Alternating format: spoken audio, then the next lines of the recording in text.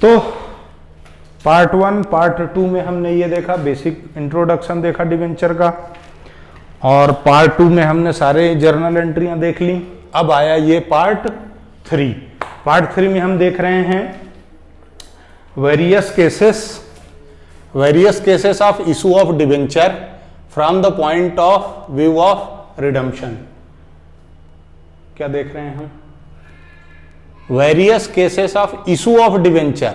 ध्यान रखना कि ये जो भी है वो सब किस में है? इशू ऑफ डिवेंचर है। लेकिन जब हम डिवेंचर इशू करेंगे तो हमने टाइप्स ऑफ डिवेंचर में पहले लेक्चर में क्या पढ़ा था? कन्वर्टिबल और रिडीमेबल दो डिवेंचर पढ़े थे।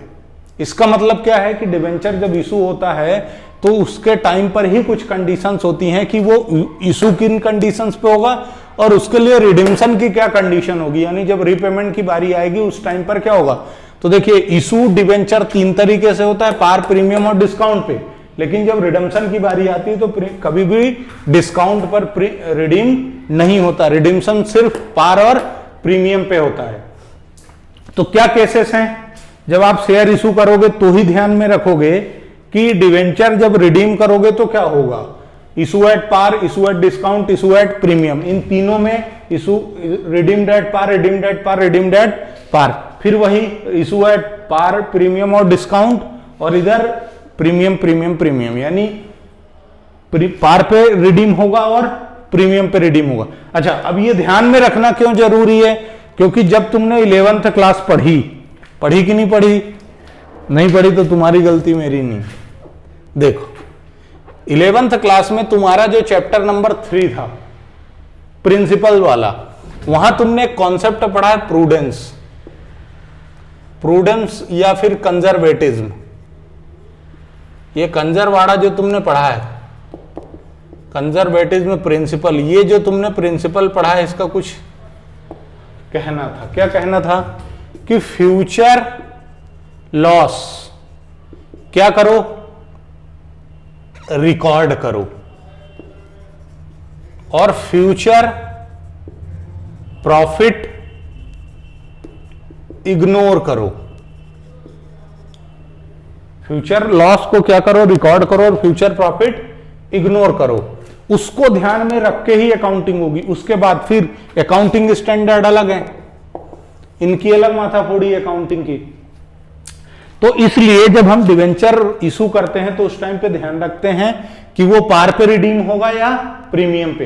पार पे है तो कोई दिक्कत नहीं है, लेकिन प्रीमियम के लिए क्या ध्यान रखना है?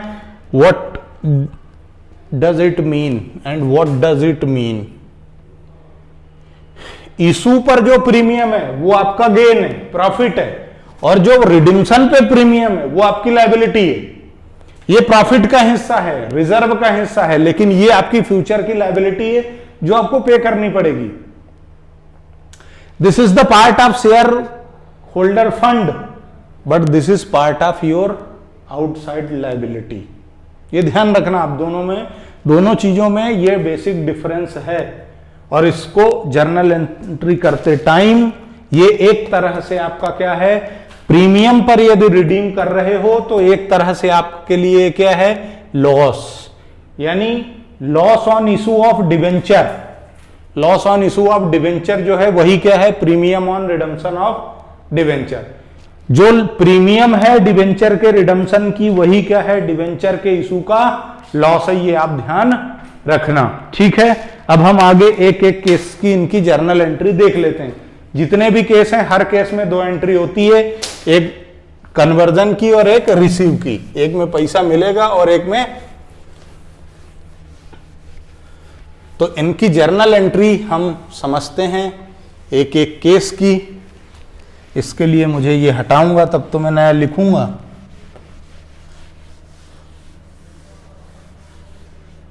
और कोई भी समस्या आए तो आप बिल्कुल कांटेक्ट कर सकते हैं, डाउट पूछ सकते हैं, कोई समस्या आपको नहीं होगी।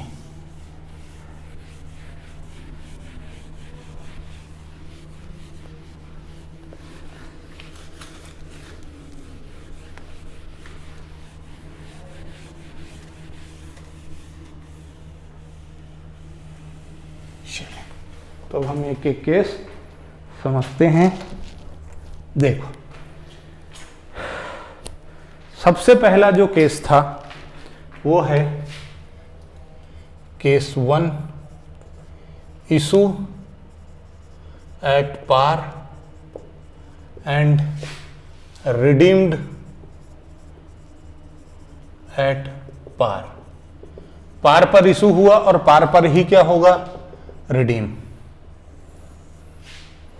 पार पर ही इशू हुआ और पार पर ही क्या होगा, रिडीम।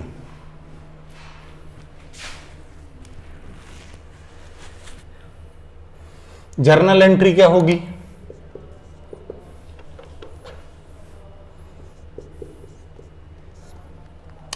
जर्नल एंट्री सिर्फ दो होंगी। पहली होगी bank account debit,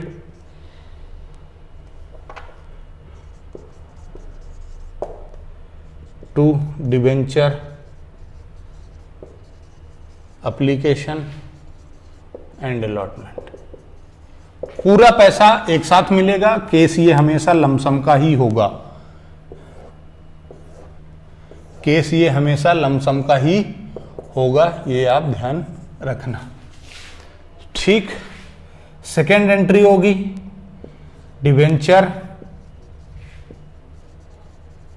application and allotment, account debit to debenture account. अब इसमें आप चाहें तो चूंकि डिवेंचर का कुछ परसेंट होता है तो मैं यहां पर X% लिख रहा हूं। कभी भी जब आप डिवेंचर का क्वेश्चन पढ़ेंगे तो उसके साथ आप हमेशा ये पढ़ेंगे कि वहां पर उसके सामने कुछ परसेंट लगा है, 10%, 12%, 20%, 15%, इस तरीके से कुछ ना कुछ उसके साथ में परसेंट जुड़ा होगा। तो आपको घबराने की जरूरत नहीं है। वो परसेंट सिर्फ जब हमने टाइप्स पढ़ा था तो वहां पर पढ़ा था हमने कि coupon from the point, coupon rate एक टाइप पढ़ा था, 6th वाला जो टाइप था लेक्चर 1 में, आखिरी में है। छठा जो उसका टाइप था कि coupon rate basis, coupon rate basis में आपने स्पेसिफाइड रेट देखा था और जीरो कूपन देखा था। तो जो स्पेसिफाइड रेट था वो क्वेश्चंस में हमेशा मिलेगा। 9%, 10% डिबेंचर लिखा है तो उसका सिंपल सा मतलब है कि वो इंटरेस्ट का रेट है, ब्याज की दर है जो आपको उसके साथ में लगाना है। जैसे आप अपने नाम के पीछे सरनेम लगाते हो वैसे ही डिबेंचर अपने नाम के आगे अपना रेट ऑफ इंटरेस्ट जोड़ लेता है। यानी 10%, 12%, 15% लगा तो घबराना मत, ठीक है। चलो, तो ये आपकी एंट्री किस केस में हो जाएगी, issue at par and redeemed at par में। ना कोई फ्यूचर में लॉस है ना कुछ सोचना है, सिंपल सा ये क्वेश्चन बनेगा, मतलब ये जर्नल एंट्री हो जाएगी बस। अच्छा, ऐसे ही तो समझ में नहीं आएगा, एग्जाम्पल तो बनता है। अब एग्जाम्पल समझो। मान लीजिए कि कंपनी है, ये एग्जाम्पल है, ये DSCA लिमिटेड कंपनी है, इन्होंने इशू किए debenture of 1000 at the rate 100 rupees और यहां पर लिखा है 10% डिबेंचर, ठीक है, और रिडीम्ड एट पार लिखा है, रिडीम्ड एट पार लिखा है। अच्छा, जो डिबेंचर की फेस वैल्यू है वही है पार। यदि यहां पर ये नहीं भी लिखता तो भी आप ध्यान रखना कि जो फेस वैल्यू है, इस फेस वैल्यू का डिफॉल्ट एजम्पशन है, डिफॉल्ट एजम्पशन है, मान्यता है। क्या मान्यता है कि शेयर की फेस वैल्यू हमेशा 10 रुपए, शेयर की फेस वैल्यू हमेशा 10 रुपए और डिबेंचर की हमेशा 100 रुपए। मान लो क्वेश्चन कभी नहीं लिखता है फेस वैल्यू, तो ध्यान रखना डिबेंचर की फेस वैल्यू हमेशा 100 रुपए और शेयर की 10 रुपए। शेयर में भी कौन सा, इक्विटी शेयर की 10, और प्रेफरेंस शेयर और डिबेंचर दोनों की, प्रेफरेंस शेयर और डिबेंचर दोनों की हमेशा फेस वैल्यू कितनी होती है, 10 मानी जाती है, डिफॉल्ट है। यदि क्वेश्चन में मेंशन ना हो तो, यदि मेंशन हो तो वो जो क्वेश्चन में लिखा है और लिखा नहीं है तो ये ध्यान रखना। अब यदि इस क्वेश्चन को आपको जर्नल एंट्री लिखना है तो इस जर्नल एंट्री में आप अमाउंट भर देंगे। कैसे लिखेंगे, यहां पर आप लिख देंगे अमाउंट 1000 डिबेंचर हैं, 1000 डिबेंचर हैं, 100 का 1 है यानी 1 लाख। तोतला सेठ को 1 लाख दे दो, पिक्चर बन जाएगी फिर हेरा फेरी।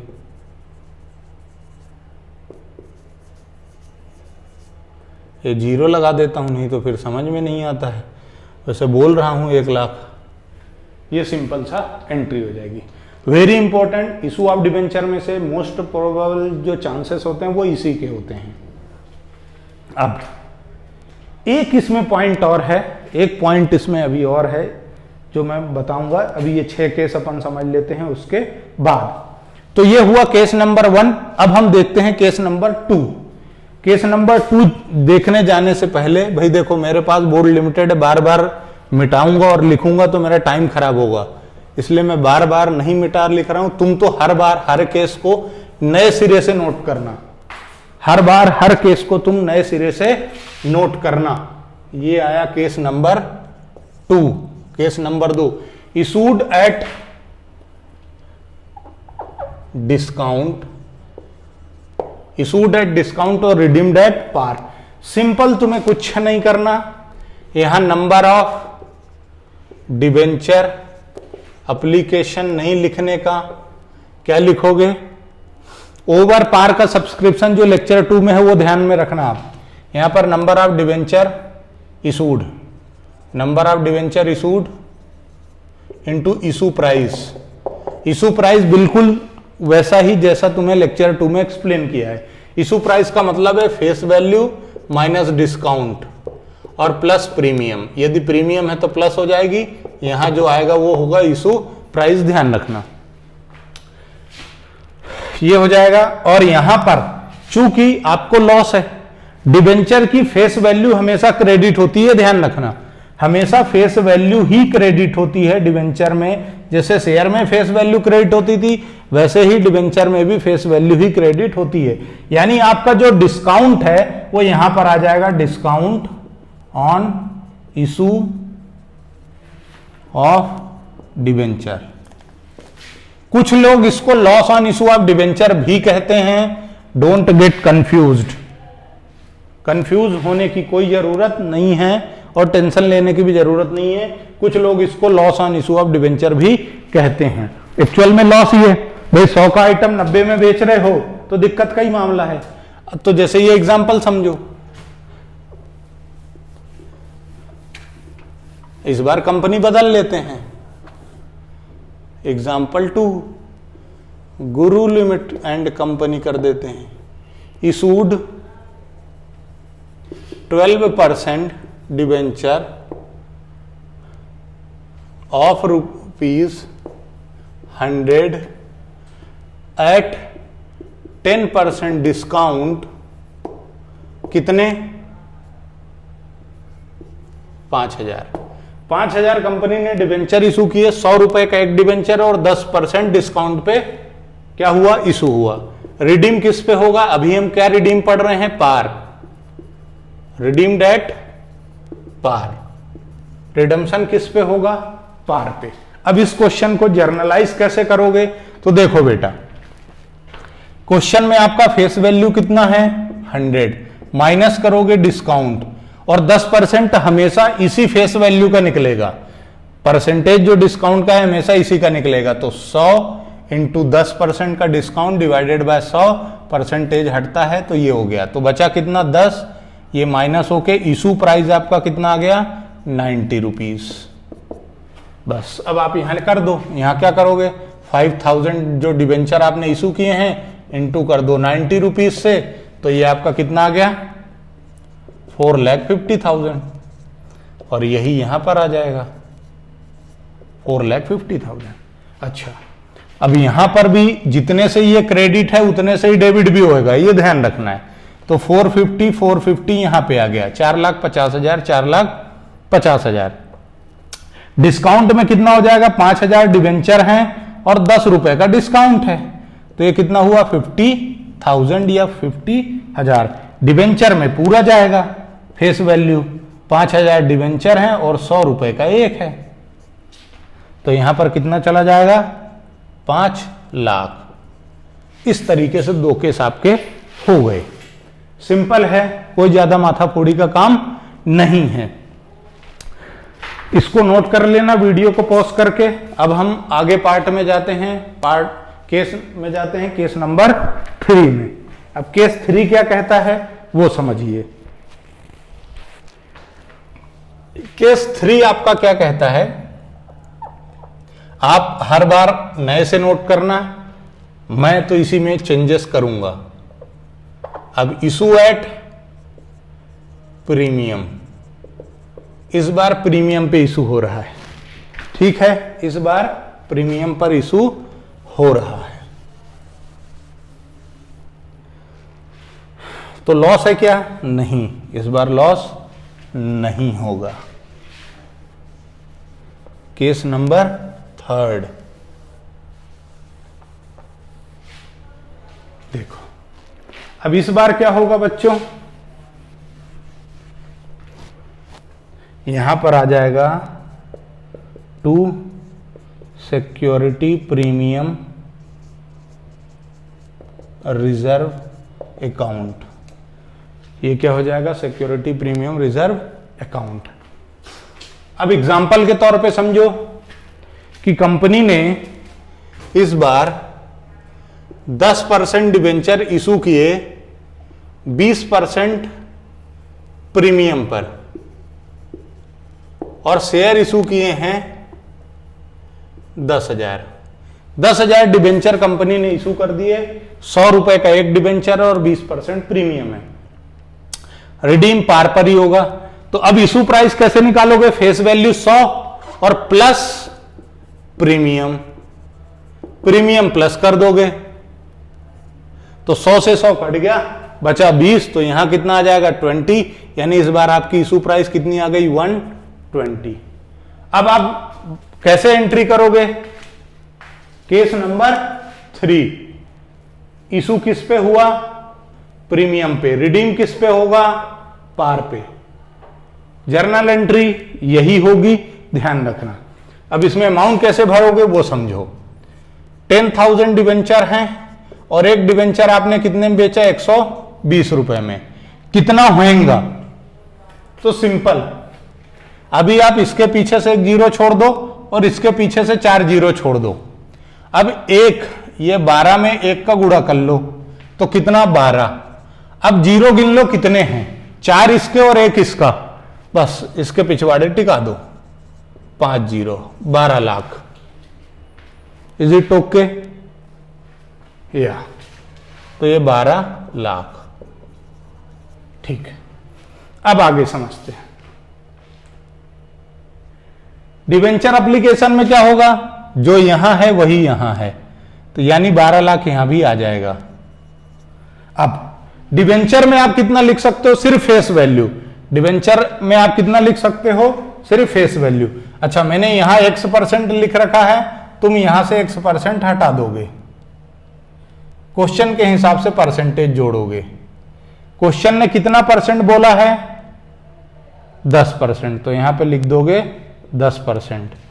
और यहां पर 10,000 डिवेंचर हैं, एक डिवेंचर का फेस वैल्यू है 100 रुपया, तो यहां पर आ जाएगा 10 लाख। और यहां पर 10,000 डिवेंचर हैं और प्रीमियम कितनी है, 20 रुपए, तो यहां पर आ जाएगा 2 लाख। बस सिंपल सही है, 3 केस, वेरी आसान, टोटल झंडू बाम केस है। इसके अलावा और इसमें कुछ भी नहीं है। समस्या अब शुरू होगी केस नंबर 4 से, पर आपको पूरे होशो हवास, बिना किसी नशे पत्ती के, सिर्फ और सिर्फ ये याद रखना है कि जो रिडम्पशन पर प्रीमियम है वही loss on issue of debenture है, जो प्रीमियम पर रिडम्पशन है वही loss on issue of debenture है। तो ये नोट कर लो। फिर हम बढ़ते हैं आगे की तरफ। अब हम बढ़ेंगे आगे की तरफ। जब हम आगे की तरफ बढ़े तो हमने पाया, क्या पाया? गाना ही गवाओ तुमसे तो, पाया मैंने तुझे पाया। तो अब case number 4, issue at par, और रिडीम्ड एट क्या हो जाएगा अब? प्रीमियम। रिडीम्ड एट क्या होगा? प्रीमियम। एंट्री सेम, कोई चेंज नहीं, लेकिन यहां पर चेंज होगा। यहां पर क्या चेंज होगा? तो देखो, जो प्रीमियम है ऑन रिडम्पशन वही क्या है? लॉस, और लॉस होता है debit. Loss on issue of debenture account, debit.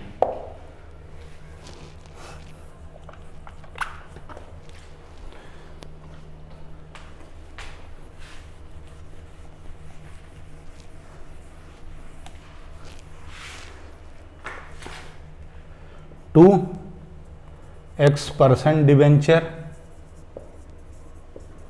Account और टू सिक्योरिटी प्रीमियम,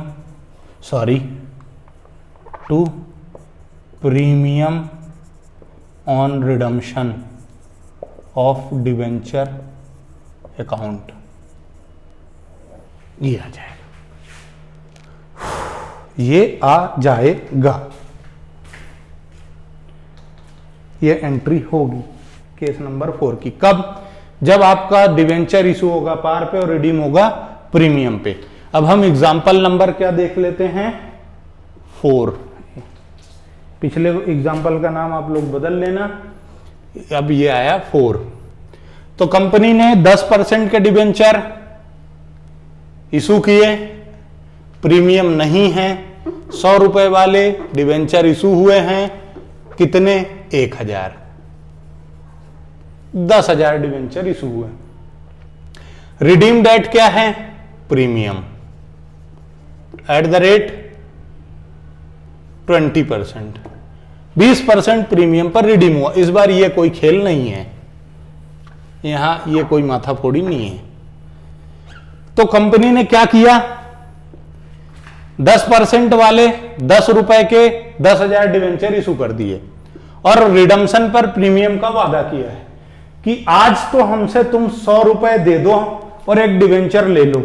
जब इसको हम रिडीम करेंगे, यानी जब हम तुम्हारा पैसा लौटाएंगे, तो हम क्या करेंगे? आपको हम 100 के बदले 120 रुपए देंगे, यानी फ्यूचर में आप 20 रुपए ज्यादा दोगे। इशू पे कोई फर्क नहीं पड़ेगा, 10,000 डिवेंचर है और उसकी फेस वैल्यू है 100 रुपए, उतना ही आएगा। यानी यहां कितना आएगा? 10 लाख। फिगर्स यानी अमाउंट में घबराना मत, ना ही कंफ्यूज होना, बुक से अपने प्रैक्टिस कर लेना। यहां पर आप कितना लिख देंगे? 10% डिवेंचर, यहां पर भी 10% डिवेंचर। अब डिवेंचर में तो जो यहां है वही यहां है, ये आपको याद ही रखना है। इस बार पार पे इशू हुआ है यानी 100 रुपए, यानी 10 ही लाख यहां जाएगा। तो अब क्या? इन दोनों पे क्या? तो प्रीमियम आपने कितना वादा किया? चूंकि ये लायबिलिटी है इसलिए क्रेडिट हुआ और ये लॉस है इसलिए डेबिट हुआ है, ये ध्यान रखना। ये डेबिट क्यों हुआ? क्योंकि लॉस है, फ्यूचर में लॉस होगा, प्रूडेंस कॉन्सेप्ट। और ये लायबिलिटी फ्यूचर में आपको देना पड़ेगा, इसलिए क्रेडिट। अब premium on redemption of debenture क्या कितनी है? 20%। और ये 20% निकलेगी किस पे? फेस वैल्यू पे। फेस वैल्यू कितनी? 100। यानी ये क्या हो गया? 100 इंटू 20 और डिवाइडेड बाय 100। तो बचा कितना? प्रीमियम 20। यानी यहां कितना आएगा? 10,000 डिवेंचर हैं और 20 रुपए प्रीमियम है, यानी यहां पे कितना आ जाएगा? 2 लाख। 2 लाख। और यहीं पे यहां आ जाएगा। दोनों का अमाउंट ऑलवेज सेम, ये दोनों अमाउंट ऑलवेज सेम, ये दोनों amount always same to same, no change. हमेशा जो प्रीमियम है वही लॉस है, ये याद रखना, आपको थोड़ा सा आसान रहेगा। क्लियर है केस नंबर 4। अब case number 5। Case number 5 case number 5 में क्या होगा, इशू होगा किस पे, डिस्काउंट पे, और प्रीमियम पर ही रिडीम होगा।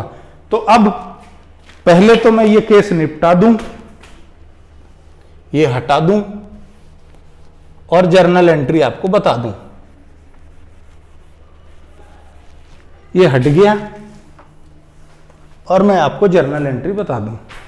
जर्नल एंट्री ये होगी मेरे बच्चों कि यहां पर एक और आ जाएगा, discount on issue of debenture account debit. Simple. हाँ, कोई कोई किताब जब आप बुक से पढ़ोगे तो it may be possible that they merge both the amounts. हो सकता है कि बुक वाले इन दोनों अमाउंट को मर्ज कर दें, तो आप घबराना मत। मतलब वो फिर क्या लिखेगा, loss on issue of debenture, discount लिखेगा ही नहीं। तो आप घबराना मत। याद रखना, आप तो दोनों को अकेले अलग अलग ही लिखोगे, इंडिविजुअली ही लिखोगे। आप तो ऐसा समझो डिवेंचर नाम का आदमी है और उसके दो छोरे हैं, एक लॉस और एक डिस्काउंट, अलग अलग ही लिखना। तो आप फायदे में रहोगे, आपको कंफ्यूजन नहीं होगा। नहीं तो आपसे एग्जाम में हो सकता है गलती हो जाए अमाउंट की, और अमाउंट गलत हो गया मतलब नंबर निपट गए, इसलिए अलग अलग ही लिखना। तो अब क्या, यहां समझो एग्जाम्पल से, example number 5, example number 5, company भी बदल देते हैं। क्या लिखें, मैं अपना ही नाम लिखूंगा, and limited, issued 10% debenture of ₹100, 100 रुपए वाले 10% डिवेंचर 10,000 इशू किए एट डिस्काउंट ऑफ 5%। 5% डिस्काउंट पर इन्होंने 10,000 डिवेंचर इशू कर दिए। रिडम्पशन का इनका वादा है 20% का, रिडम्पशन का इनका वादा है 20% का। तो अब आ जाओ यहां, अब आप इसकी एंट्री कैसे करोगे, तो देखो 10,000 डिवेंचर हैं, इंटू इस बार होगा 95, क्योंकि 100 रुपए का 5% 5 रुपया माइनस, तो यहां कितना आया 9,50,000, 9,50,000। और जो यहां क्रेडिट है वही यहां डेबिट है, यानी 9,50,000 यहां भी आ जाएगा।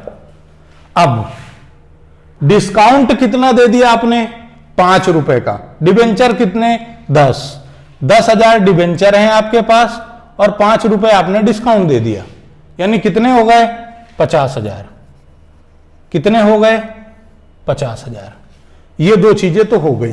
डिवेंचर में कितना चला जाएगा 10 लाख, क्योंकि डिवेंचर में हमेशा क्या जाएगा, फेस वैल्यू ही क्रेडिट होती है। ये हो गया। अब क्या, प्रीमियम निकाल लो। प्रीमियम कितनी, वही 20 रुपए, यानी वही 2 लाख। प्रीमियम ऑन रिडम्पशन आपका कितना है 2 लाख, और जितना प्रीमियम ऑन रिडम्पशन है वही क्या है लॉस ऑन डिवेंचर। कोई चेंज नहीं होगा। कुछ बुक्स सॉल्यूशन में इन दोनों को मर्ज कर देगी, तो फिर उसका अमाउंट यहां पे 2.5 लाख दिखेगा, और डिस्काउंट ना दिख के क्या दिखेगा, लॉस।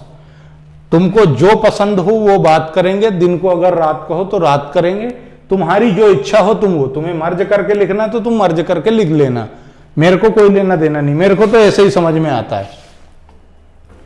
बाकी अलग अलग लिखो तो ज्यादा बेटर है, कंफ्यूजन नहीं होगा, ना तो तुमसे अमाउंट की गलती होगी, नहीं तो चांसेस है गलत हो जाए।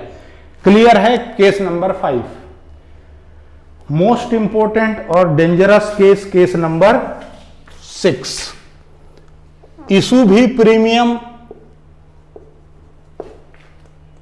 6, इशू भी प्रीमियम, रिडीम भी प्रीमियम, इशू भी प्रीमियम और रिडीम भी प्रीमियम। समस्या यही है, कोई समस्या नहीं है। जब तक मैं हूं तब तक कोई समस्या नहीं है, घबराना मत।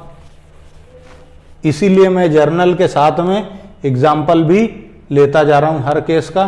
तुम नोट जरूर करना, नोट नहीं करोगे तो ये तुम्हारी गलती होगी, मेरी नहीं। वीडियो को पॉज कर करके नोट कर लेना। अब जर्नल एंट्री क्या बन जाएगी बेटे, तो जर्नल एंट्री यहां पर एक और आइटम आ जाएगा, to security premium reserve account. बस और कोई फर्क नहीं है। तो देखो अब यहां मैं डिबेंचर का परसेंटेज बदल देता हूं, 12% कर देता हूं। डिस्काउंट की जगह मुझे क्या करना पड़ेगा, अब एट प्रीमियम ऑफ 20% और रिडीम मैं कर रहा हूं इस बार 10% पे। चलो तुम्हारा कंफ्यूजन ना हो तो ये और इसको वही रहने देते ताकि एग्जाम्पल सेम रहे, कंफ्यूजन ना हो। तो 12% के 100 रुपए वाले 10,000 डिबेंचर कंपनी ने इशू किए 10% प्रीमियम पे और रिडीम करने का वादा किया है 20%। अब इसको क्या करोगे, 100 रुपए का डिबेंचर और 10% प्रीमियम पे इशू हुआ मतलब 110। तो यहां पर क्या आ गया, 10,000 डिबेंचर इंटू 110, तो ये क्या हो गया, 11 लाख। ये क्या हो गया, 11 लाख। 11 लाख हो गया और जो क्रेडिट है वही डेबिट है, इतना तो तुमने कसम खा रखी है। लेकिन तुम डिबेंचर में क्या करोगे, डिबेंचर में तो वही फेस वैल्यू यानी कि 10 लाख, और जो एक्स्ट्रा बचा 10 लाख और 11 लाख के बीच का 1 लाख वो कहां चला जाएगा, सिक्योरिटी प्रीमियम रिजर्व में। वो कहां चला जाएगा, सिक्योरिटी प्रीमियम रिजर्व में। अब प्रीमियम ऑन रिडम्पशन अगेन 20% यानी 2 लाख, तो भर दो यहां भी 2 लाख और यहां भी 2 लाख। जो प्रीमियम ऑन रिडम्पशन है वही loss on issue of debenture है। ये 6 के 6 केस, इसके अलावा और इस चैप्टर में कुछ भी नहीं है। 3 पॉइंट और हैं, मतलब 3 कॉन्सेप्ट इसमें और हैं। Issue of debenture as collateral security, ये देख लो। इसके क्वेश्चन के लिए मैं एक अलग से वीडियो रिकॉर्ड करके अपलोड कर दूंगा, बाकी एग्जाम्पल से काम आपका चल जाएगा। प्रैक्टिस ही करना है, प्रैक्टिस के हिसाब से मैं एक अलग से सेपरेट वीडियो बना करके अपलोड कर दूंगा। कॉन्सेप्चुअल एक्सप्लेनेशन इतना ही है, इसके अलावा कुछ भी नहीं है। इस चैप्टर से जो क्वेश्चन आने का चांस होता है वो इशू ऑफ डिबेंचर का नहीं होता, बल्कि वो इसी का होता है, various cases of issue of debenture में से ही क्वेश्चन आने का चांस होता है। 3 नंबर या 4 नंबर का एक क्वेश्चन इसका जरूर आने का चांस रहता है, और उसमें 3 केस दे देते हैं इन 6 में से।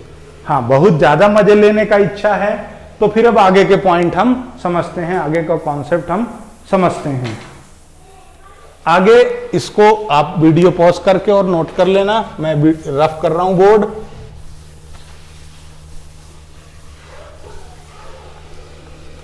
सिर्फ जर्नल एंट्री का कॉन्सेप्ट है, इसके अलावा पूरे चैप्टर में कुछ नहीं है, घबराना तो बिल्कुल भी मत।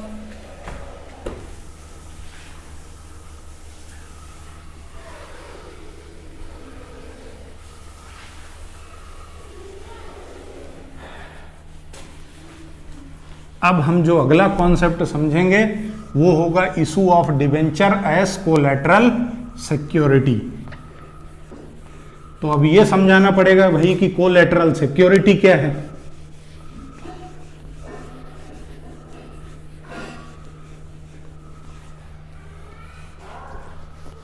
अब ये समझाना पड़ेगा कि कोलैटरल सिक्योरिटी क्या है।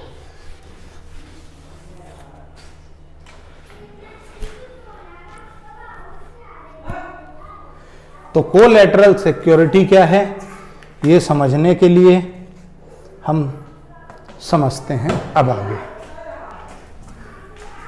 नेक्स्ट जो कॉन्सेप्ट है हमारा वो है issue of debenture as collateral. Collateral का स्पेलिंग देख लेता हूं, नहीं तो तुम लोग बोलोगे कि हमारे सर को स्पेलिंग नहीं आती। वैसे भी मैं कॉमर्स का टीचर हूं, मेरे को इंग्लिश से क्या लेना देना।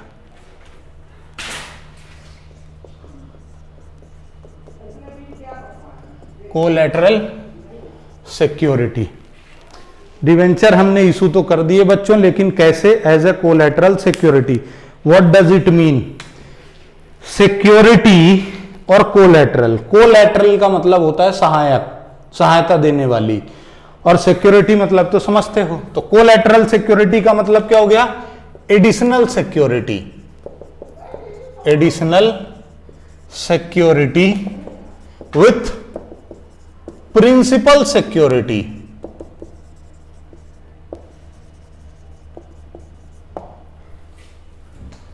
कोलैटरल सिक्योरिटी का क्या मतलब हो गया? एडिशनल सिक्योरिटी विथ, मतलब हाँ, विथ प्रिंसिपल सिक्योरिटी। अभी प्रिंसिपल सिक्योरिटी का क्या मतलब है तो समझो बेटा। कंपनी है, ये कंपनी है, इस कंपनी ने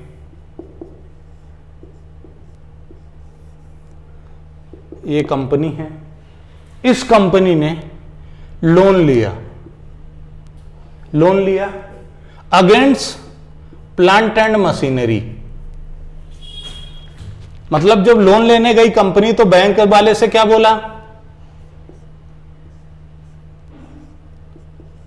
बैंक से क्या बोला इन्होंने कि भाई साहब आप हमारा प्लांट एंड मशीनरी गिरवी रख लो, मॉर्टगेज कर दो और हमको क्या दे दो? लोन दे दो।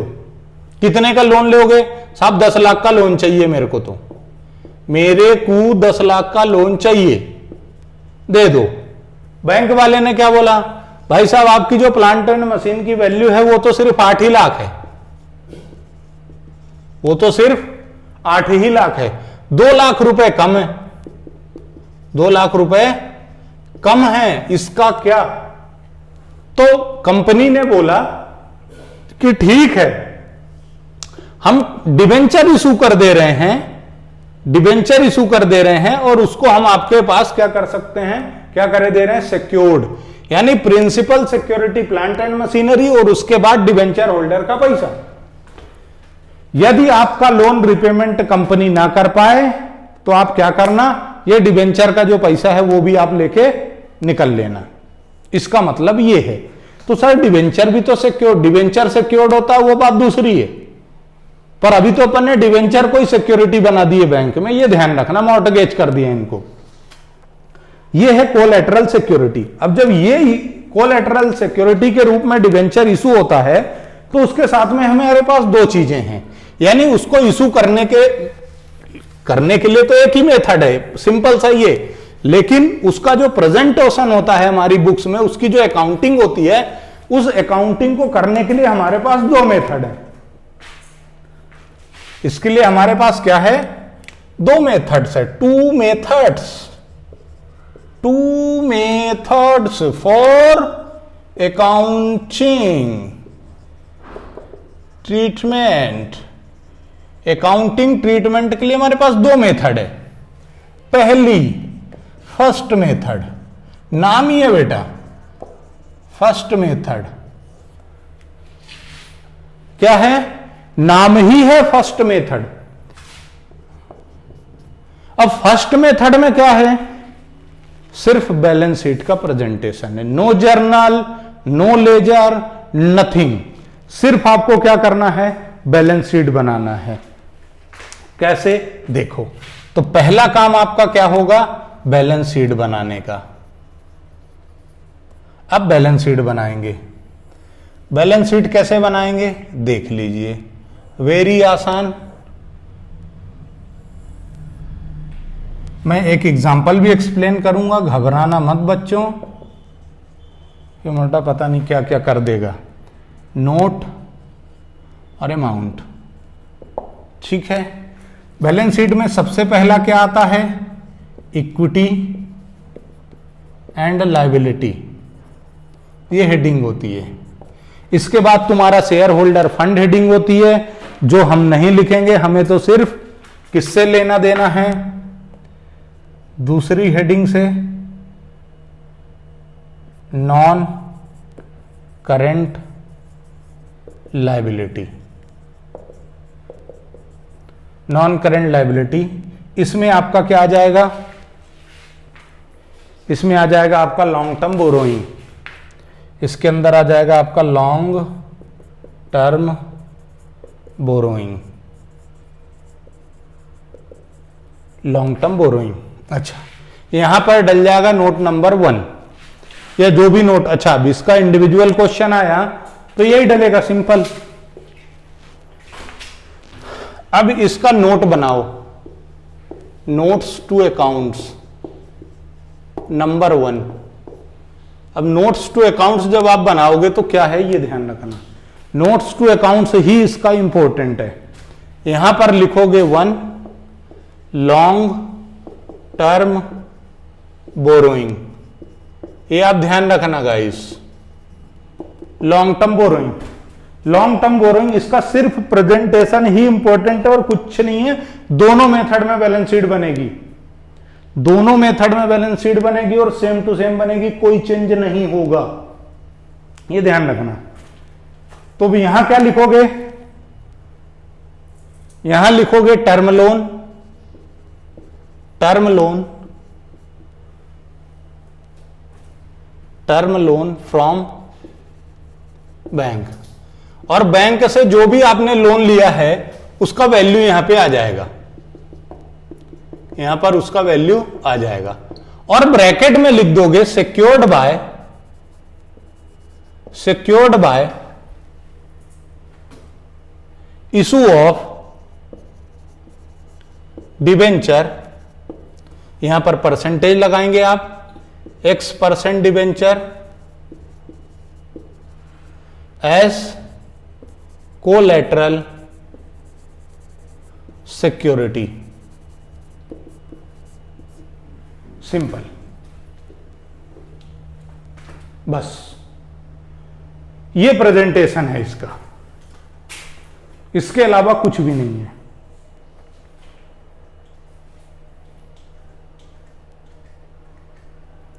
कोई अकाउंट नहीं बनता, कोई कुछ नहीं होता।